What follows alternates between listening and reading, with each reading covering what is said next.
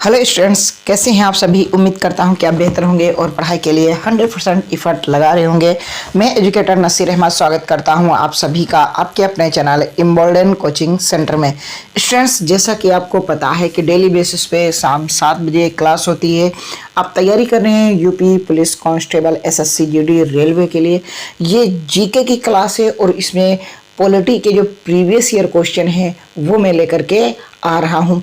कम समय में बेहतर तैयारी आपको इम्बोल्डन कोचिंग सेंटर पे मिल रही है। दोस्तों, आप बेहतर की तलाश में बेहतरीन को ना जाने दें। स्टूडेंट्स, सारे लोग शुरुआत करते हैं बिल्कुल बेसिक से, और हम भी अभी गरीब एक इंसान हैं जिसके पास अभी यूट्यूब के लिए संसाधन नहीं है। तो प्लीज़ स्टूडेंट्स, हमारी क्लास को लाइक करके अपने दोस्तों को शेयर कर देना। जैसे तैसे फ़ोन से जो है रिकॉर्ड करता हूँ और बहुत सारी मेहनत करता हूँ। तो दोस्तों, आप चैनल को सब्सक्राइब कर लेना। आप इस गरीब का भला कर दीजिए। स्टूडेंट्स, आप सभी लोग थोड़ा सा सपोर्ट कर दीजिए और बेल आइकन दबा लीजिएगा ताकि न्यू क्लास की नोटिफिकेशन मिलती रहे। साथियों, कमेंट बॉक्स में कमेंट करना कि आपको क्या चाहिए, कैसी क्लासेस हैं, क्या आपको इम्प्रूवमेंट चाहिए। स्टूडेंट्स, आपका सपोर्ट होगा तो सारा इम्प्रूवमेंट हो जाएगा, लेकिन मुझे कोई सपोर्ट ही नहीं करता है। स्टूडेंट्स, आप भी नहीं सपोर्ट करते। आप बड़े बड़े चैनलों को देखते हैं, अच्छी बात है, लेकिन क्या वो ऐसे ही बड़े हो गए? नहीं हुए ना। वो भी स्टूडेंट्स आप सबकी सपोर्ट से हुए हैं। तो एक गरीब बंदा भी शुरुआत कर रहा है। स्टूडेंट्स, आप सभी का स्वागत है अपने चैनल इम्बोल्डन कोचिंग सेंटर में। स्टूडेंट्स, इसे भी आप थोड़ा सा सपोर्ट कर दीजिए और जो क्लासेस कहेंगे वो क्लासेस मैं आपको प्रोवाइड करा दूंगा। स्टूडेंट्स, बहुत ही जल्दी कराऊंगा।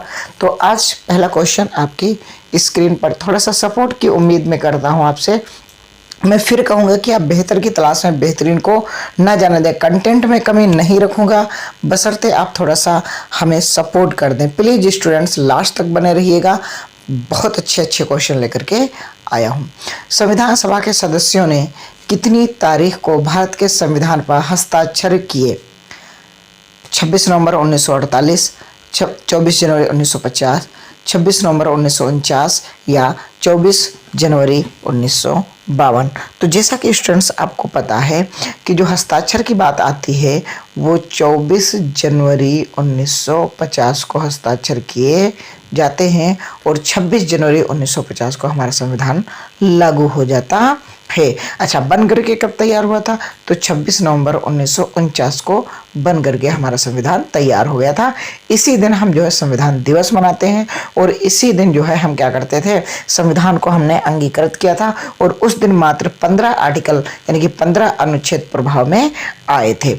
इतनी जानकारी बहुत है। आगे बढ़ते हैं अगले क्वेश्चन की ओर, कि कह रहा है कि भारत के संविधान की निम्नलिखित में से कौन सी एक विशेषता नहीं है। यानी भारत में जो संविधान है उसकी कौन सी एक विशेषता नहीं है? 2 सदनी विधायिका, यानी कि हमारे यहाँ 2 सदनी विधायिका होती है, नहीं है। एकीकृत न्यायिक व्यवस्था या एकल नागरिकता या राष्ट्रपति द्वारा राज्यपाल की नियुक्ति।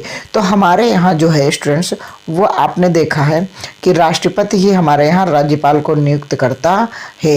एकल नागरिकता है, हमारे यहाँ एक ही नागरिकता है। और एकीकृत न्यायिक व्यवस्था यानी कि न्याय व्यवस्था हमारे यहाँ एक बिल्कुल अलग सेपरेट न्याय व्यवस्था है और एक सर्वोच्च न्यायालय है। उसके बाद में हम कहीं नहीं जा सकते, यानी कि कोई अलग अलग डिसीजन नहीं होता है। और दो सदनी विधायिका हमारे यहाँ नहीं है संविधान में। क्या है? 2 सदनी विधायिका संविधान में नहीं है। आगे है, भारत के सर्वोच्च न्यायालय का उद्घाटन सत्र कब शुरू हुआ था? यानी कि भारतीय संविधान लागू होने के बाद, हम आज़ाद होने के बाद में जो सर्वोच्च न्यायालय अपना क्रियाकलाप शुरू किया था, जिस दिन से वर्क करना शुरू किया था, वो डेट क्या थी? ये कह रहा है 33 का। तो स्टूडेंट्स, वो डेट आपकी जो थी, वो डेट थी आपकी कि 29 जनवरी 1950। 29 जनवरी 1950 को हमारा जो दिल्ली वाला सुप्रीम कोर्ट है वो अपना काम करता है। ठीक है। अगला क्वेश्चन है, भारतीय संविधान का जनक किसे माना जाता है? अभी फिलहाल में उनका बर्थडे हमने मनाया है, हम सब ने मनाया है। कौन? डॉक्टर भीमराव अंबेडकर जी का 14 अप्रैल को हम मनाते हैं इनका बर्थडे। तो 14 अप्रैल को हम भीमराव अंबेडकर का बर्थडे मनाते हैं। तो तो उन्हें ही जो है भारत के संविधान का जनक कहा जाता है। ये प्रारूप समिति के अध्यक्ष रहे हैं। भारत में हर साल संविधान दिवस किस दिन मनाया जाता है? ये संविधान दिवस है। एक होता है गणतंत्र दिवस, तो गणतंत्र दिवस होता है 26 जनवरी को और संविधान दिवस होता है 26 नवंबर को। कब होता है? 26 नवंबर को। अगला है कि भारतीय संविधान की कौन सी विशेषता देश में सरकार के एक से अधिक स्तरों के अस्तित्व का उल्लेख करती है? कट्टरवाद, उदारवाद, संघवाद या धर्मनिरपेक्ष? तो भाई साहब हमारे यहाँ क्या है, एक सेंट्रल गवर्नमेंट है और एक स्टेट गवर्नमेंट है, और उसमें भी क्या है, 2 सदन हैं, लोकसभा और राज्यसभा संसद में, है ना। तो वो क्या है, वो संघवाद है। हम लोग जो है संघ के जुड़े हुए लोग हैं, हम सब लोग मिलजुल करके काम करते हैं, ऐसी हमारा संगठन है हमारे भारतीय संविधान में। ऑप्शन नंबर सी आपका राइट आंसर हो जाएगा। स्टूडेंट्स सपोर्ट की उम्मीद है और सपोर्ट करेंगे आप। आज कम से कम स्टूडेंट्स 120 आ जाएं, इतना शेयर कर दीजिए, और कम से कम 10 से 20 सब्सक्राइबर बढ़ जाएं। स्टूडेंट्स इतना आप ज़रूर काम कर दें। 37 का आंसर क्या होगा कि भारत के संविधान के द्वारा किस प्रकार की नागरिकता प्रदान की गई? एकल नागरिकता, क्षेत्रीय नागरिकता, दोहरी नागरिकता, अस्थायी नागरिकता। हमारे यहाँ क्या है कि एक ही नागरिकता है। जैसे कि ब्रिटेन वगैरह में, क्या अमेरिका वगैरह में क्या है, दोहरी नागरिकता, एक स्टेट की अलग होगी और सेंटर की अलग होगी। हमारे यहाँ मात्र एक भारत एक है, अखंड भारत है, और हम लोग जो है एक ही नागरिकता का प्रोविज़न रखते हैं। हमारे संविधान में एक ही नागरिकता का प्रोविज़न है, वही हमें नागरिकता देता है। अगला प्रश्न है कि निम्नलिखित में से किस अधिनियम ने विधायिका में संघीय विशेषताओं और प्रांतीय स्वामित्व की शुरुआत की और केंद्र और प्रांतों के बीच विधायक शक्तियों के वितरण के प्रावधान भी किया? यानी कि भारत शासन अधिनियम 1858, भारत शासन अधिनियम 1935, भारत शासन अधिनियम 1919 और भारतीय परिषद अधिनियम 1909। इसे माल्या मिंटो सुधार भी बोला जाता है, 9 वाले को, है ना। तो यहाँ पास जो हमने ज़्यादातर चीज़ें ली हैं तो वो हमने भारत शासन अधिनियम 1935 से लिया है। ठीक है, कब लिया है? भारत शासन अधिनियम 1935 से सारी चीज़ें ले रखी हैं। अगला क्वेश्चन है, निम्नलिखित में से कौन सा शब्द भारत के संविधान की प्रस्तावना में गणराज्य यानी कि रिपब्लिक शब्द से पहले नहीं है? यानी कि जब आप प्रस्तावना पढ़ोगे तो रिपब्लिक से पहले कौन सा इसमें शब्द नहीं है? संप्रभुता नहीं है, लोकतांत्रिक नहीं है, संघीय है नहीं है, या समाजवाद नहीं है? प्रश्न पूछ रहे हो। जब आप प्रस्तावना पढ़ोगे, पढ़ने के बाद में जो गणराज्य शब्द आता है उससे पहले कौन सा शब्द नहीं है, ये कह रहा है प्रस्तावना में। 39 का बताइए। तो इसमें जो संघीय है ये नहीं है, क्या है? फेडरल जो चीज़ें हैं, फेडरल जो वर्ड आया है ये वर्ड इसके पहले नहीं है। किसके? गणराज्य यानी कि रिपब्लिक से पहले फेडरल वर्ड संविधान की प्रस्तावना में नहीं है, इसीलिए ये सही है। ठीक है, हमसे गलत ही पूछ रहा था, इसीलिए ये गलत है, इसीलिए ये सही है। निम्नलिखित में से किसने भारतीय संविधान को अर्धसंघीय बताया है? तो इसको जो अर्धसंघीय बताया है वो बताया है के.सी. वियर। कौन से? के.सी. वियर ने जो है अर्धसंघीय भारतीय संविधान को बताया है। अगला प्रश्न है 41 का कि निम्नलिखित में से कौन सा भारतीय संघीय ढांचे की एक विशेषता नहीं? भारत का संविधान लिखित है क्योंकि यहाँ हमारे यहाँ संविधान सभा बन करके तैयार हुई थी। विवादों को निपटाने के लिए स्वतंत्र न्यायपालिका बिल्कुल है। एक एकल स्तरीय सरकार है। केंद्र सरकार और राज्य के बीच शक्तियों का विभाजन, ये भी सही है, लेकिन हमारे यहाँ एकल स्तरीय सरकार नहीं है। एकल स्तरीय सरकार नहीं है, यही गलत है, इसीलिए ये सही है क्योंकि हमसे गलत ही पूछा गया है। राइट, 41 का सी। अगला प्रश्न है, निम्नलिखित में से कौन सी भारतीय संविधान की संघीय व्यवस्था नहीं है?